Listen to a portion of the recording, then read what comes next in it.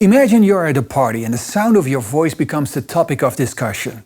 Whoa man, you should really do something with that voice. Okay, thanks, great idea, but how? Hi, I'm Jente from Voice Booking, and in this video I will give you all the answers to the question how to become a voice actor.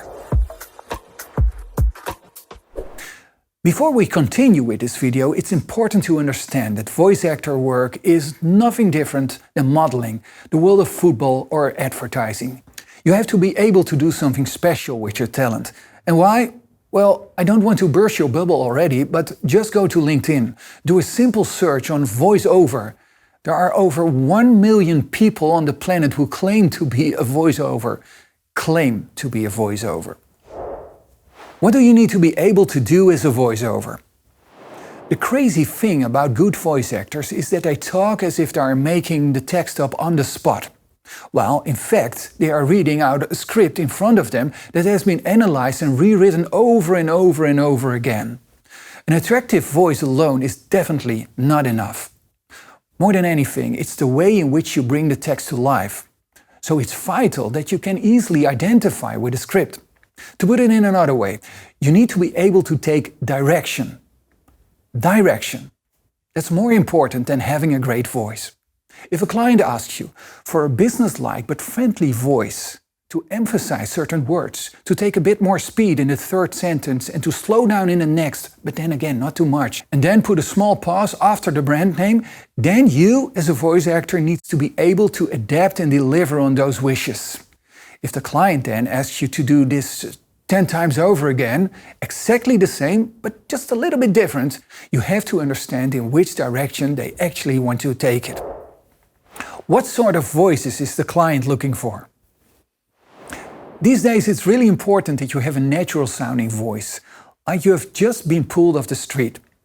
How many of the people that you see on the street really stand out from the crowd? The same goes for voices. You need a voice which is like honey to a bee, that attracts people to listen. There's also supply and demand.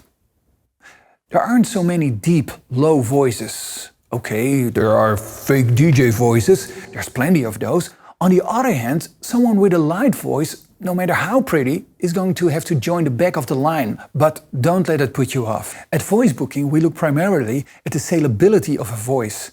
A light, young-sounding voice talent with a cool edge is more preferable than a deep voice that misses the X factor. Do I have to build a home studio? Yeah, a home studio is nice and practical, but it will cost you a lot of money. Money that you could also spend on promotion and coaching. That being said, nowadays about 90% of all voiceover work is made in a home studio. You could make your first recordings at a studio just around the corner. But wait, there's a very big but coming. Voice artists that are working from their own studio have to be able to direct themselves. Directing yourself, that takes years of practice. And that's the biggest disadvantage that voice actors who are just starting out have compared to the experienced ones. They have learned a lot from all the feedback they have received from clients, creatives and techies while being in a studio. If you are just starting out and you're going to record from your own home studio, take my advice. Let the client or the agency listen in via Zoom. Let them do the direction and learn from what they say. Where to start as a voice actor? Of course, learn. Let yourself be led and coached. After following a course, you can tape a demo. If you don't have your own material, you could, for example, fill a demo with text you have copied from existing commercials. This demo needs to give clients an idea of what you can do. No matter how nuts it may sound, it's worth asking yourself, what do I do best? Use that fragment as the first sample in your demo. Registering with a voice agency. So voiceover work is a craft that requires experience. The more you do it, the better you get. Ask 5 experienced voice actors how they first started out, and 4 of them will give you a story that's tied together by coincidence.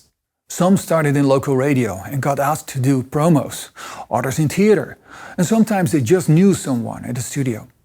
So look for someone that believes in you and can offer you the chance to screw up a few times. Most times that's just a friend you know from a sound studio or from a video production agency. Trying it out via a voice agency? You should really give it a try. But keep in mind, at voice booking, for example, we get around 50 to 100 sign-ups a month, while we focused on the experienced ones. What do I charge for my first job? Once you're over those first hurdles and you have landed your first gig, then comes the question, money. Do you charge the standard market rate? Think again. The art lies in finding a good balance between getting paid and learning by doing. And simply enjoy. Many big names once started out in voice work by doing it for free. Yep, for free. Or next to nothing. Just because it looked like fun.